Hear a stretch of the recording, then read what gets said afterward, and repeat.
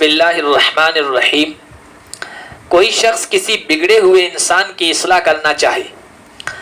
اور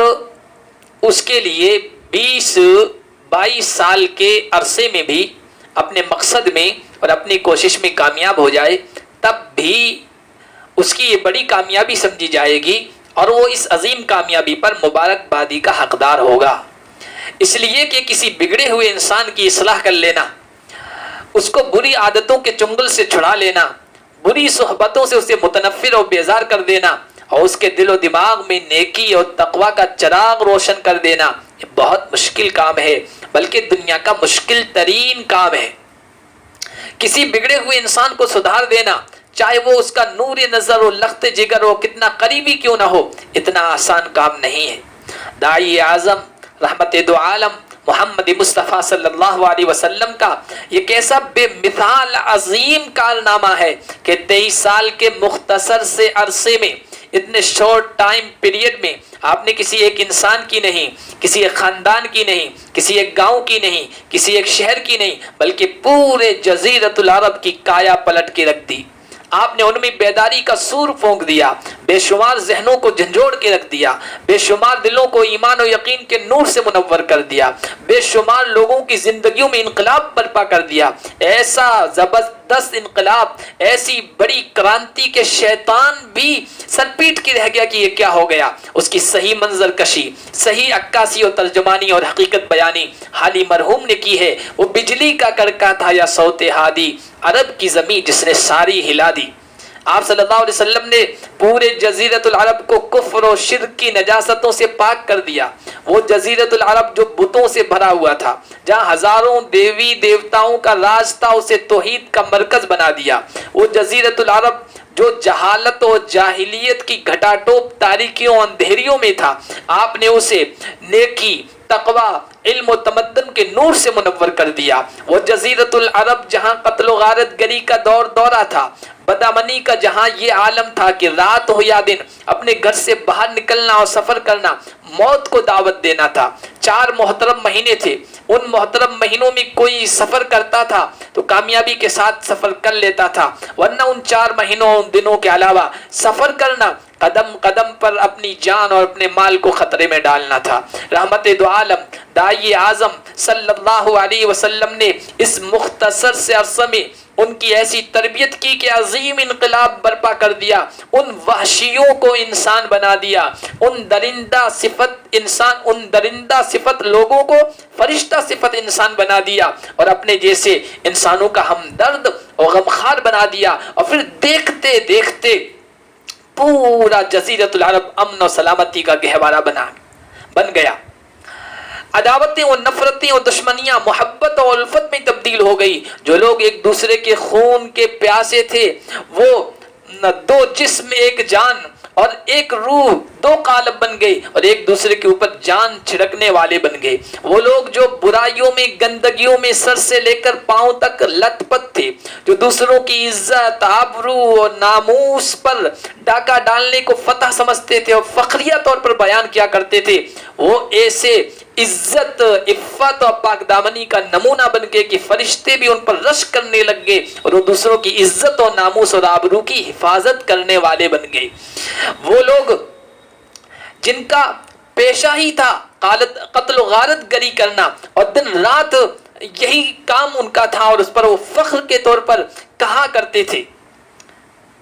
وہ لوگ دوسروں کی حاجت پوری کرنے والے بن گئے، دوسروں کی مشکلات کو حل کرنے والے بن گئے، دوسروں کا ساتھ دینے والے بن گئے، یتیموں کے سر پر شفقت کا ہاتھ پھیرنے والے بن گئے، بیواؤں اور مسکینوں کی ضرورتوں کو پورا کرنے میں انہیں لذت محسوس ہونے لگی۔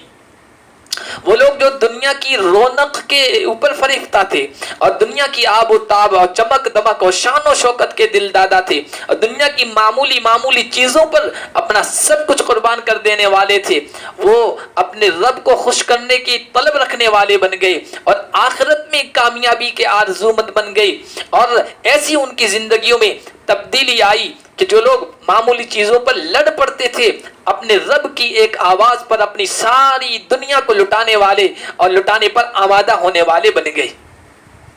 اس زر پرستی، مال پرستی اور دنیا طلبی کے ماحول میں اس عظیم انقلاب کے نتیجے میں پھر دنیا نے یہ منظر بھی دیکھا کہ جب یہ آیت اتری من ذا الذی یقرض اللہ، کون ہے جو اللہ کو قرض حسن دے، اللہ بڑا چڑھا کر اسے واپس کرے گا، تو جب یہ آیت اتری ایک انصاری صحابی جن کو ابو دہدہ کہا جاتا تھا، ابو دہدہ کے نام سے معروف و مشہور تھے، پیارے آقا صلی اللہ علیہ وسلم کی خدمت میں آئے اور کہا یا رسول اللہ کیا ہمارا رب ہم سے قرض مانگ رہا ہے؟ حضور نے فرمایا ہاں۔ کہا یا رسول اللہ ہاتھ آگے بڑھائیے۔ آپ نے اپنے دست مبارک ہاتھ آگے کیا،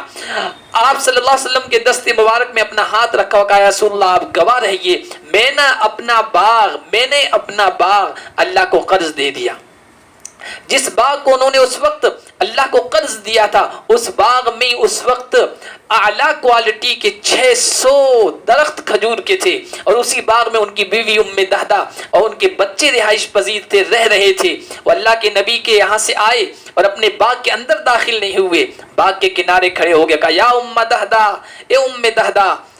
باہر نکلو۔ ام دہدہ نے کہا لبیک یا ابا دہدہ، ابو دہدہ حاضر ہوں، خیریت تو ہے؟ وہیں سے فرحت، خوشی اور مسرت کے انداز میں کہا، خوشخبری سنائی کہ یہ باغ میں نے اللہ کو قرض دے دیا ہے۔ بیوی نے جب یہ سنا تو کہنے لگی واہ واہ واہ واہ، بہت نفع کا سودا کیا ہے۔ ان کی اس زبردست مالی قربانی پر ان کو داد دی اور ان کی حوصلہ افزائی کی۔ جو معمولی دنیا کی چیزوں پر لڑ پڑنے والے تھے، وہ اپنی ساری دنیا، سارا متاع اور سارا سرمایہ اللہ کی ایک آواز پر قربان کر دینے والے بن گئے۔ یہ اور اس جیسے حیرت میں ڈالنے والے واقعات اس مبارک دور میں کئی پیش آتے رہے۔ ایسے واقعات جو انسانی عظمت کے ترجمان تھے، ایسے واقعات جو انسان کی بلندیوں کے شاہکار تھے، ایسے واقعات جس پر انسانیت جتنا فخر کرے اتنا کم ہے، یہ اس مبارک دور میں پیش آتے رہے۔ ذہن میں ایک سوال آتا ہے، ایسا زبردست انقلاب اتنے وسیع پیمانے پر آخر اتنے مختصر سے عرصے میں کیسے پیدا ہو گیا، اور لوگوں کی روح میں، ان کے اخلاق میں، ان کی زندگیوں میں، ان کے ذہن و دماغ میں یہ زبردست تبدیلی کیسے آ گئی کہ محبت اور نفرت کے پیمانے بدل گئے، لینے اور دینے کے معیار بدل گئے۔ در حقیقت یہ نتیجہ تھا رحمت دو عالم صلی اللہ علیہ وسلم کی دل سوزی اور فکر مندی کا، یہ نتیجہ تھا آپ کے فیض تربیت کا، یہ نتیجہ اور تاثیر تھی آپ صلی اللہ علیہ وسلم کی پیاری اور دل نواز اور من موہن شخصیت کی، اور آپ کی الفت و محبت کی پیکر شخصیت کی تاثیر اور تربیت کا نتیجہ تھا۔ اللہ پاک اس صفت کا کچھ حصہ ہم امتیوں کو بھی نصیب فرما دے، تاکہ ہم بھی اپنے ارد گرد نبی پاک صلی اللہ علیہ وسلم کے لائے ہوئے پیغام کو عام کرنے میں اپنا کردار ادا کر سکیں۔